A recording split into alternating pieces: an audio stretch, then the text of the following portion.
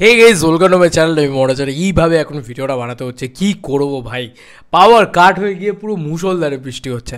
যাই হোক, যেটা বলা সেটা হচ্ছে প্রথমত যে পয়েন্টগুলো নিয়ে কথা বলবো, এখন দুটো বিষয় নিয়ে কথা বলবো। এক হচ্ছে king Khan, the biggest mega star of India, Shahrukh Khan আসতে চলেছে 2রা November. Happy birthday in advance mega star Shahrukh খান।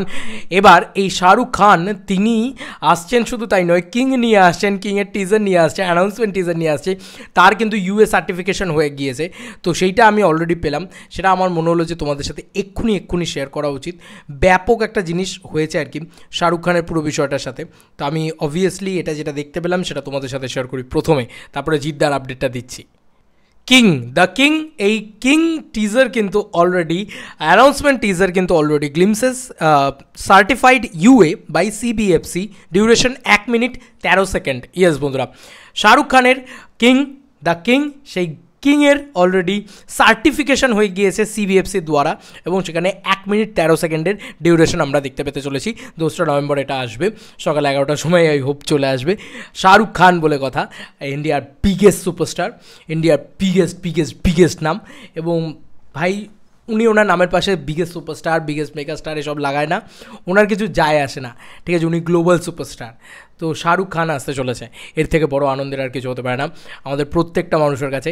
এবং এই কিংয়ের জন্য আমরা মুখিয়ে বসে আছি, ওয়েট করে বসে আছি, পাগলের মতন বসে আছি যে কিংয়ের টিজারটা হয় কেমন দেখার জন্য। দীপিকা থেকে শুরু করে একটা অনসম্বল স্টার কাস্ট, তার সাথে শাহরুখের মে লঞ্চ হতে চলেছে একদম প্রপারলি। শাহরুখ খান এত বছর বাদে আবার বক্স অফিসে আসছে, তো ভাই একটা আলাদা লেভেলের তাবাহি হতে চলেছে ওই দিনকে। সব মানে সার্ভার পুরো ক্র্যাশ করে যেতে চলেছে, মানে এতদিন বাদে শাহরুখ খানের কিছু একটা আসছে। আর এআই দিয়ে যে সমস্ত সব ওই চুলের লুকফুক বেরিয়েছিল, যে একদম টাকলা, ঠিক আছে, একদম ছোটো ছোটো করে ছাঁটা, ঠিক আছে, একদম কাঁচা পাকা চুল, ওইসব যদি লুকফুক সত্যিই দেখিয়ে দেয় তাহলে গিলে খেয়ে নেবে ভাই। পরের আপডেটে জিদ্দাকে নিয়ে। বন্ধুরা, জিদ্দার যে আপডেটটা সেটা তোমাদেরকে দারুণ, এটাও তোমাদের দারুণ লাগবে, এটাও এক্সক্লুসিভ আপডেট বলা চলে। দুটোই ধামাকেদার এক্সক্লুসিভ আপডেট দিলাম। তো প্রথমত জিদ্দার আপডেটটা নিয়ে, এবার মানে প্রথমত শাহরুখ খানেরটা নিয়ে কথা বলে নিয়েছি, এবার জিদ্দারটা নিয়ে কথা বলি। এক্সক্লুসিভ বলতে সৌভিক সাহা বলে একজন, তিনি একটা গ্রুপে পোস্ট করেন এই জিনিসটার মানেটা কি? এই জিনিসটার মানে হচ্ছে কলকাতা, ঝাড়খণ্ড আর ম্যাসেঞ্জর ড্যামের মতো লোকেশনে শুরু হয়েছে এই পিরিয়ড ড্রামার শুটিং। পথিকৃৎ বসুর পরিচালনায় টিম একদম ঝড়ের গতিতে কাজ শুরু করে দিয়েছে। মঙ্গলবার মোশন পোস্টারেই বাজিমাত করে দিলেন জিৎ। স্বাধীনতার উত্তর পূর্বের বিপ্লবীদের কোলাজের মাঝে তাঁর সেই তেজস্বী উপস্থিতি একেবারে গুজবাম্পস মুহূর্ত। দুটি আলাদা লুক, একটিতে ক্লিন শেভ, অন্যটিতে ঘন দাড়ি গোঁফ আর আগুনে চোখ, বিদ্রোহ, আত্মত্যাগ আর সাহসের প্রতীক যেন প্রতিটি ফ্রেমে। শেষে ভেসে উঠল নামটা, কেউ বলে বিপ্লবী, কেউ বলে ডাকাত, আর ফ্যানরা এক বাক্যে বলছে boss is the most powerful Avatar ever. এইটাই কিন্তু লেখা হয়েছে।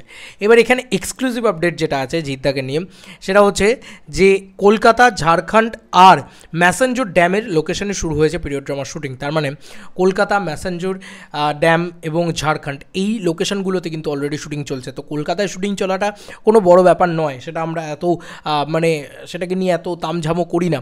কিন্তু মেন ব্যাপারটা হচ্ছে ম্যাসেঞ্জর ড্যাম, ঝাড়খণ্ড ইত্যাদিতে শুটিং হলে তখন তার একটা ল্যান্ডস্কেপই আলাদা হয়। বলে রাখি, ঝাড়খণ্ডে কিন্তু রঘু ডাকাতেরও শুটিং হয়েছিল।